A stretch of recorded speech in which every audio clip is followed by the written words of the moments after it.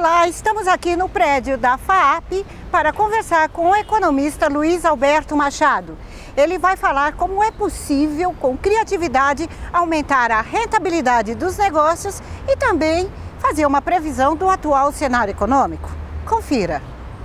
Eu queria que o senhor falasse um pouquinho sobre a questão no que se traduz a economia criativa e de que forma que ela pode ser observada e implantada dentro de um ambiente empresarial, principalmente focada para a questão do comércio. Ok.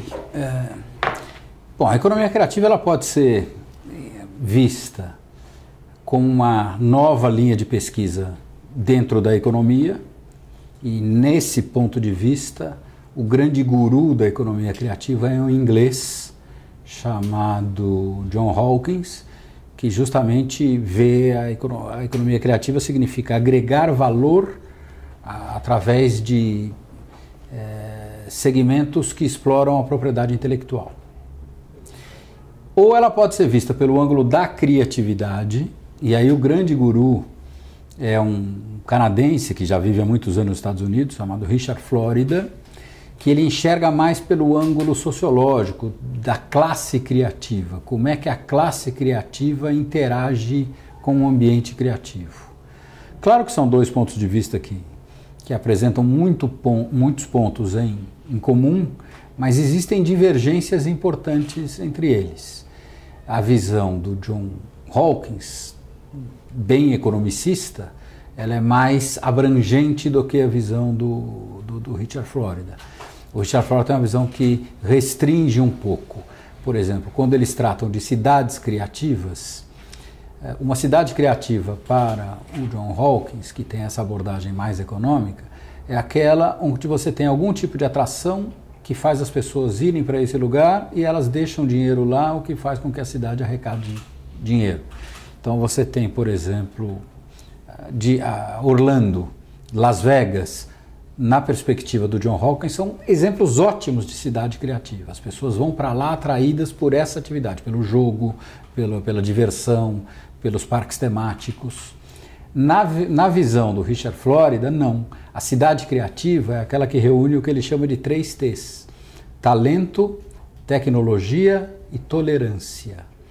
Então, são cidades onde a pessoa se sente bem, ele tem capacidade de interagir com essa cidade, ou porque ela oferece inteligência, é um centro de produção de conhecimento, muitas vezes está ligado a universidades voltadas para pesquisa, ou porque ela está ligada à tecnologia, que é, por exemplo, o Vale do Silício, ou porque ele é um espaço tolerante, onde não há restrição para pessoas ou empresas de qualquer natureza. Então, convivem bem pessoas de diferentes etnias, de diferentes opções religiosas, opções sexuais e assim por diante. Na perspectiva, por exemplo, do Richard Florida, Orlando e Las Vegas vão ficar lá embaixo no ranking. Porque um cara que gosta de interagir com a natureza, de praticar exercício, não quer saber desses lugares, não tem espaço para elas. E qual que é o primeiro lugar disparado no ranking dele? São Francisco. Porque São Francisco tem o Vale do Silício, tem universidades importantes, é uma cidade conhecida porque tem um monte de homossexual, um monte de gay, todo mundo convive bem, são várias tribos. Um processo mais democrático. Seriam cenários de metrópoles que oferecem esse processo mais democrático e, ao mesmo tempo, possibilitam tem esses centros de tecnologia, de excelência, né, que buscam isso. Dentro do Brasil, quais são os exemplos de cidades criativas? Olhando pela ótica mais do John Hawkins, né, você tem alguns exemplos no Brasil já bastante conhecidos. Um deles é, por exemplo, Parintins, tá? Lá onde tem a festa do boi. Parintins era uma coisa pequenininha, inexpressiva, e hoje ela tem uma força dentro do Amazonas muito grande, e ao contrário daquelas pessoas que acham, mas aquilo dura alguns dias, mas a economia do local gira o ano todo em torno daquilo.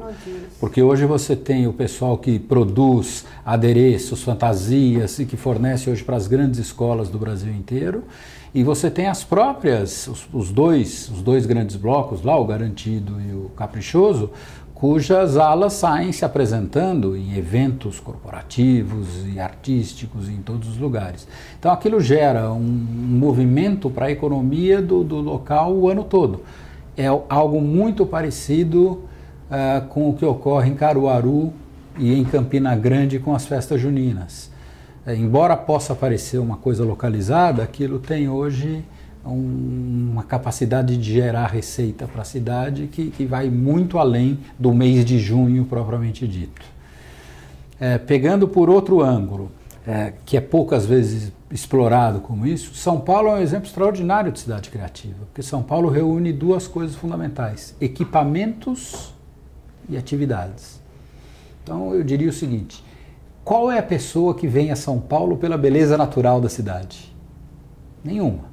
Mas hoje as pessoas que vêm ao Brasil passam por São Paulo, ou porque é um grande centro de negócios, ou porque elas têm interesse em conhecer um centro tão dinâmico, que reúne uma gastronomia extraordinária, um volume de atividades culturais fantástico, restaurantes, museus, casas de show. Então, isso transforma São Paulo num polo que, se não tenha atraído as pessoas pelo ângulo das suas belezas naturais, o faz pela reunião de equipamentos e atividades criativas.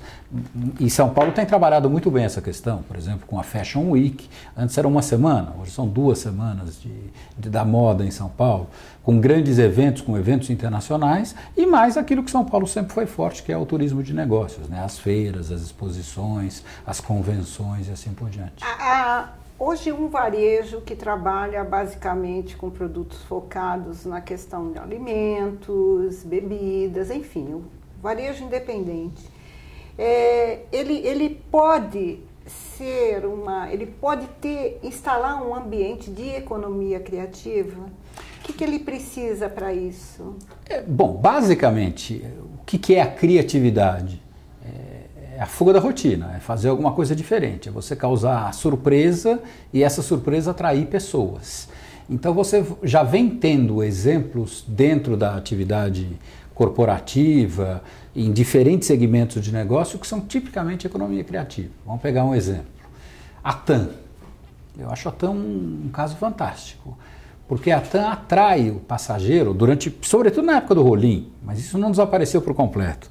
O Rolim tinha uma preocupação do quê? De sempre criar uma novidade para atrair o passageiro.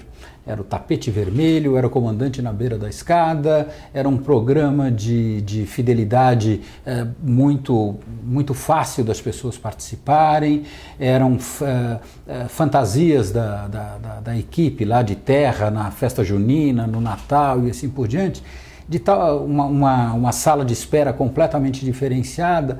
Tudo isso é uma forma do quê? De você fazer com que o passageiro sinta-se bem num tipo de atividade que não tem muita variação. Quer dizer, qual a diferença para a atividade fim da TAM? É a aviação comercial, quer dizer, ela leva daqui para lá no mesmo espaço de tempo que as outras. Então, o que você precisa através da economia criativa? Criar um diferencial que fidelize o cliente. Então você tem segmentos, você tem exemplos dessa natureza, vários. Alguns são pela pré-venda, alguns são no atendimento, outros são no atendimento pós-venda. Então você estava falando, eu estou preocupado primeiro em caracterizar isso no mundo corporativo, depois a gente pega o varejo em particular.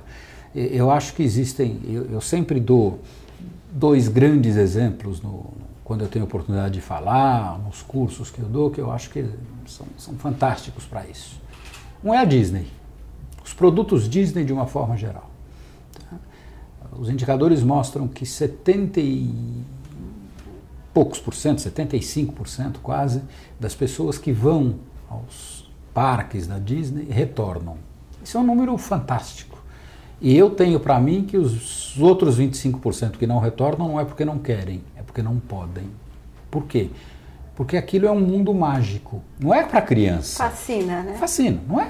É o mundo da criança. Então eu sou a criança eterna, porque eu vibro cada vez que eu entro no reino da fantasia. E é interessante, porque é um mundo que fascina a família, né? Sim. Então, é o adulto e a criança. E eles estão sempre renovando. Então é um brinquedo novo, é uma atração nova, e eles vão combinando. Então, por exemplo, você fala do varejo.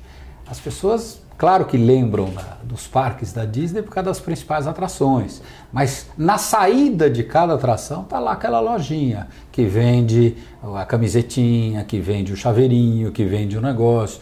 Então isso foi uma mudança no mundo do varejo fantástica, propiciada pela Disney. Temos um grande evento agora, que é a Copa do Mundo, né? Sim.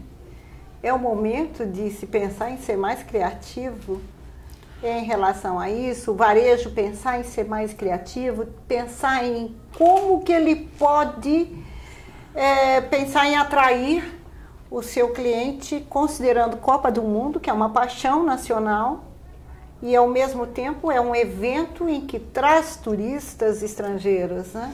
Mas por natureza, isso não é só no Brasil que vai acontecer, né? Isso, por que há tanta disputa para sediar uma Copa? Exatamente em cima disso daí, dessas oportunidades. Nem todos os países que foram sedes de Copa ou de Olimpíada saíram bem, pelo contrário, a maioria paga um preço muito alto por isso. Barcelona é um caso, é uma exceção, a Alemanha é uma exceção, porque na Alemanha tudo dá certo, tudo é muito organizado, mas você tem vários países que foram sede de Copa ou de Olimpíada que estão pagando um preço caríssimo, que criaram elefantes brancos, que não sabem o que fazer com aquilo.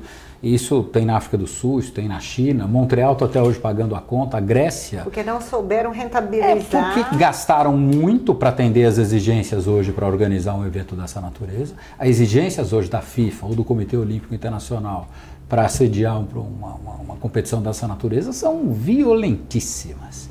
Então, quer dizer, eu costumo dizer que essas coisas não vão mais ser feitas em países não desenvolvidos, em países pobres. Não tem condições de fazer, é muito caro. Então, já que você vai investir pesado, é bom você pensar no retorno. Ou seja, vamos aproveitar um grande evento e transformar, e vamos ver como que a gente pode ser criativo, mas, sobretudo, levando em consideração aquilo que a pessoa quer. Claro. Né? Porque não adianta você ser criativo para você. Tem que ser criativo para o externo. Exatamente. Considerando... E principalmente as restrições de tempo, que cada vez é um fator que as pessoas levam mais em consideração.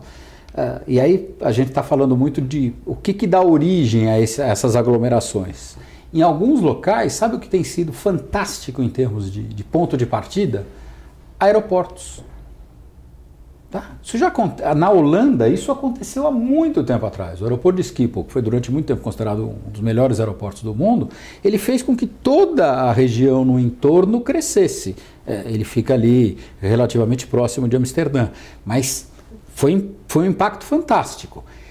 Curitiba é um pouco desse exemplo aqui em São Paulo. Quem conheceu o aeroporto de São José dos Pinhais, que é um outro município, antigamente ele era longe de Curitiba, tinha aquela Avenida das Torres que ligava Curitiba a um aeroporto e não tinha nada no meio. Hoje aquilo lá está totalmente interligado. E no entorno do aeroporto você tem um distrito industrial fantástico, com grandes empresas ali localizadas. Aproveitar aquela situação. Claro. Quer dizer, na verdade, você tem que ter uma visão também de negócio. Claro. Ali, né? E hoje o aeroporto não é visto só como um terminal de embarque e desembarque de pessoas. Você está cheio de aeroporto que tem shopping, que tem cinema, que tem restaurantes, que tem atividades que as pessoas gastam um tempo danado lá.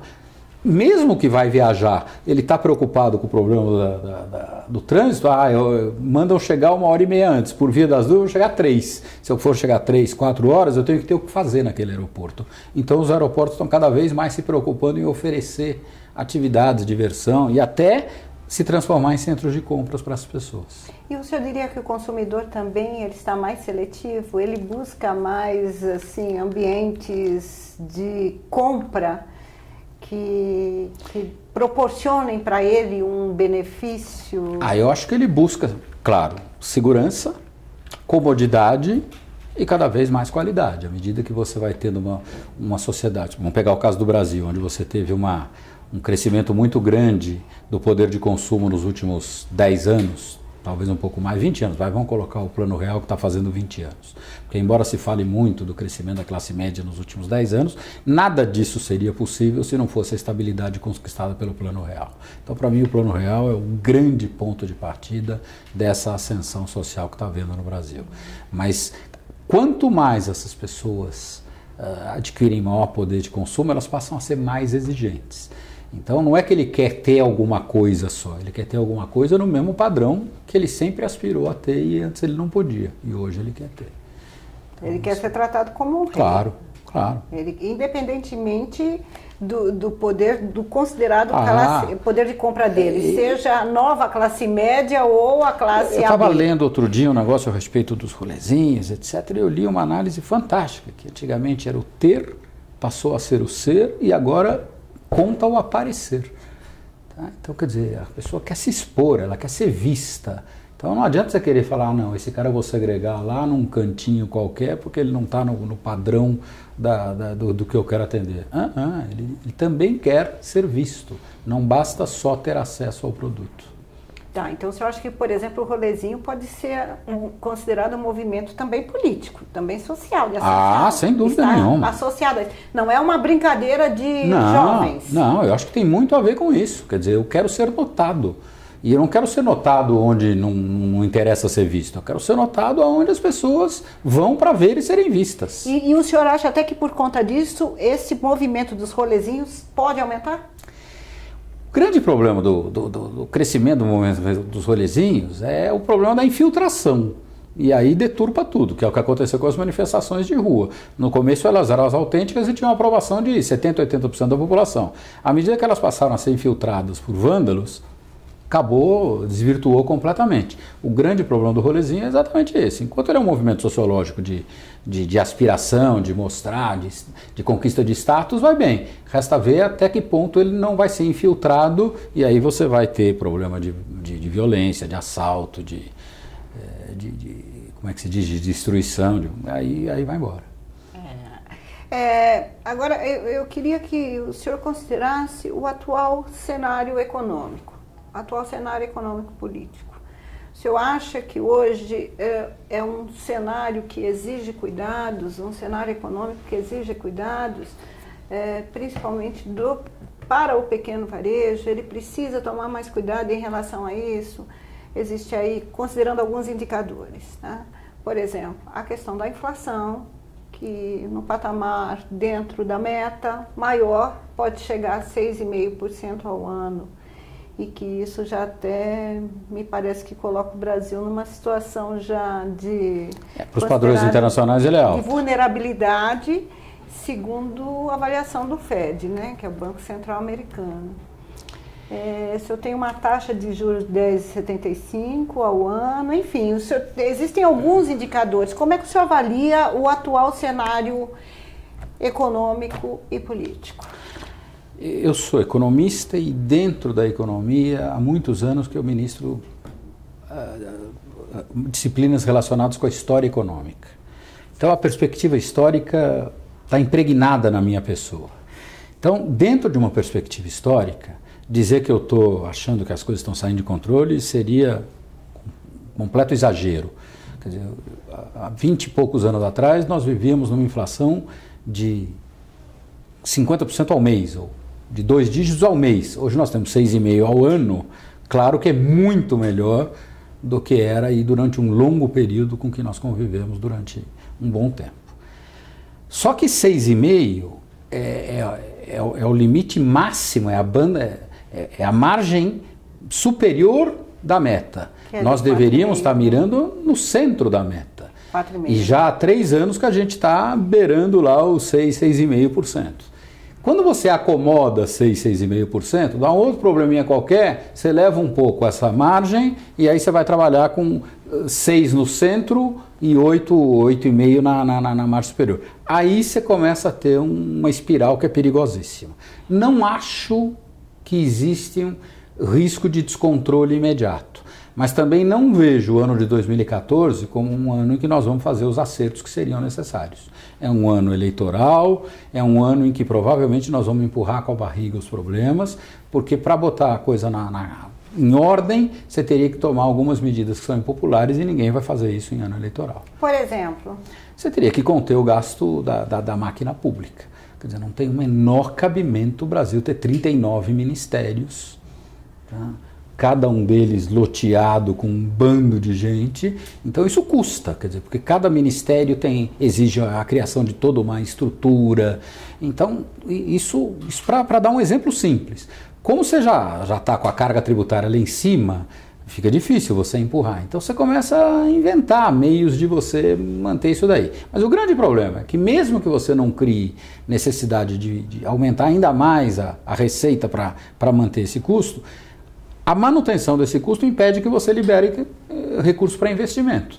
E como nós temos um nível de investimento muito mais baixo do que os países que concorrem conosco de renda média equivalente à nossa, o que é? Sem investimento você não tem crescimento. Então o Brasil já está com esse crescimento pífio há 2, 3 anos, e quando fica um pouquinho maior do que diziam, os caras saem soltando o rojão. Quando a gente sabe que o crescimento do Brasil tem potencial para ser muito maior do que 2, 2,5%. Mas o senhor acha que fica em 2, 2,5%? É, isso que eu digo, chegar a 2 ou 1,5%, está muito aquém do que a gente poderia. Agora, você não vai ter nada diferente se você não tem recurso para investir. E você não tem recurso para investir porque todo o recurso que o governo arrecada está comprometido com o custeio da máquina. Então, essas são situações que preocupam e não vão ser resolvidas agora. Então, 2015 é um ano chave. Seja a Dilma a eleita, seja outra pessoa que for eleita. Por quê? Porque ele vai ter que tomar uma série de medidas assim que assumir. Ou seja, enxugar a máquina, fundamentalmente. Passam pelo enxugamento da máquina, mas inclusive de reformas até mais amplas, que ou você faz... Mais restritiva ao crédito, ao consumo, eu diria, mais restritiva ao consumo. Pode ser, mas elas... Nós temos um sistema, uma combinação de sistema econômico e sistema político, em que este capital político de quem é eleito, normalmente ele é alto. O cara é eleito, seja lá quem for, obviamente com mais de 50% dos votos. Nós temos uma população muito grande. Isso significa o quê? Você tem um respaldo eleitoral que dá um cacife político para essa pessoa para fazer uma série de coisas. Esse cacife tende a ir se desgastando à medida que o tempo vai passando. Se você não toma as medidas mais impopulares assim que você toma posse, a tendência é você não tomar mais. Então, exemplos recentes, o México fez isso. O Peña Nieto assumiu no México, tomou uma série de medidas impopulares, negociou com os sindicatos de uma forma dura e o país já está se beneficiando das decisões que foram tomadas.